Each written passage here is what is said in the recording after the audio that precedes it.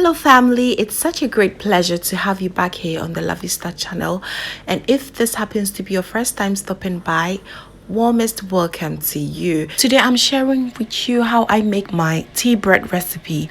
This is strictly for beginners, so if you're interested, please stay tuned and let's do this.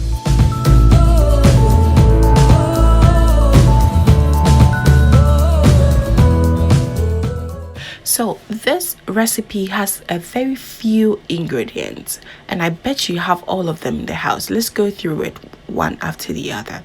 So you will need your all-purpose flour. I have 2 cups of it. And you will also need, I use 1.5 tablespoons of unsalted butter. And this is 1 tablespoon of yeast. I use the dry yeast, and 1 tablespoon of nutmeg, 1 teaspoon of salt, 2 teaspoons of sugar, and you will need some warm water, lukewarm. Okay, so if you do not have mixture at home, it doesn't really need it. You can use your hands. Okay, so I put a small amount of my warm water in there, and I put my sugar and yeast and then stir it. This will help activate my yeast very quickly. Please make sure that you do not add the yeast and the salt at the same time, because it's not going to allow your yeast to be activated. Okay, so you first add your sugar and the yeast first, and then comes your all-purpose flour. Okay, then once you cover that area, you add your nutmeg, and then comes your salt as well, and the butter. Okay, so once everything is done, you go ahead and mix it up. As I said, you do not need the mixture at all. Today I was feeling a little bit tired. That's why I asked my mixture to come to the rescue. But you can always use your hand. At the end of the day, you're going to achieve the same result, so do not let it be a hindrance.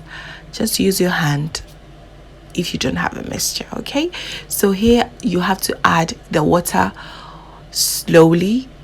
Once you're mixing it, you add your water little by little to achieve the desired consistency. Okay, and if you are using the mixture, please start it on the low, because either than that the flour will just be everywhere, all over the place, in your face as well, and it's not nice.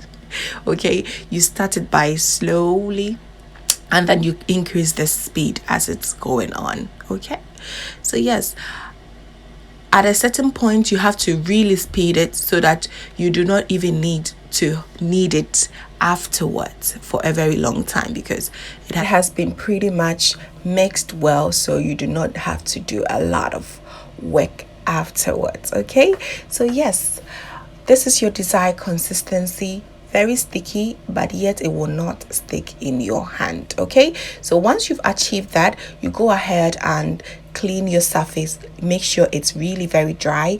Then you sprinkle a bit of your flour on it, and then you start to knead. You need to knead for, if you use your hand to mix it up, you have to knead for about 7 to 10 minutes. But if you used your machine, I think you really need like 5 minutes. Yeah, not too much.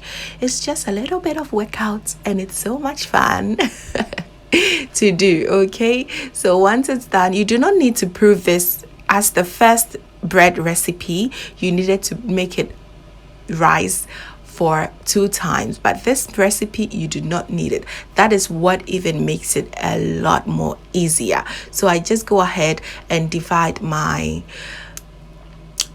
dough into 4 sections. The goal here was to make it very relatable to everyone. Okay, so you use your rolling wooden and then stretch your dough just like the way you're doing meat pie, and then you sort of roll it, and as you're rolling it, you just try as much as you can to stretch it all the way. Okay, so that is just so simple. Yes, my 6-year-old and loves to do it, so It is really very simple. You do not have to do a lot. There is a lot of other recipes or other method, but I choose to make things that everyone, like every single one out there, can also do it. Okay, so it is not scary at all. You can do it, and look at me doing it for the second time. Yes, roll it, and as you're rolling it, you just as much as you can to also stretch it. So that is really all that you have to do for now. You just make sure you sprinkle a little bit of flour on your baking pan, and then you put all your bread on it. Yes, now I'm calling it bread because it's really that. And so it's time for you to proof your bread. You want to make it rise and double in size. So you go ahead and put your aluminium foil on it and make sure it's really very well covered, and I go ahead and put my nutmeg on top again, and I make it rest for the next 2 hours. Yes, and once you see that it's double in size, then you know that it is ready for the oven. Sprinkle a little bit of flour on your bread, but it shouldn't be too much as well because you're going to burn it. Okay, so the secret here is, in a different baking pan, you put a bit of water in it because I want to achieve a really very soft tea bread. You put a bit of water underneath it and you put your main bread on it, and so I put it in the oven for 20 minutes at 160. I like my tea bread to be brown. And look at these beautiful babies after 20 minutes. Yes, 4 went in, and I'm showing you 3 because you know why? As I was allowing it to cool down, some people in the house has already devoured the first one. It smells amazing, and it's so just imagine how simple and easy to make your own tea bread. This brings a lot of satisfaction. Yes, in the morning we had it with some porridge, and let me tell you, it was a total blast. We had a really good breakfast that morning. So family, please go ahead and try this recipe. I know for a fact that you can make it. It is very, very simple. Even if me that I don't like baking, I can do this. 100% assure you that you can. Look how soft this look, and put it in your butter, enjoy it with your tea, enjoy it with any type of porridge that you prefer, and you're going to love it.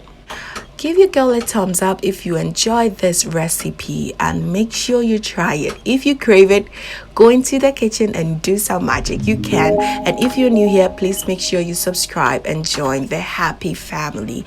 Until then, thank you so much for watching. See you in the next video. Bye.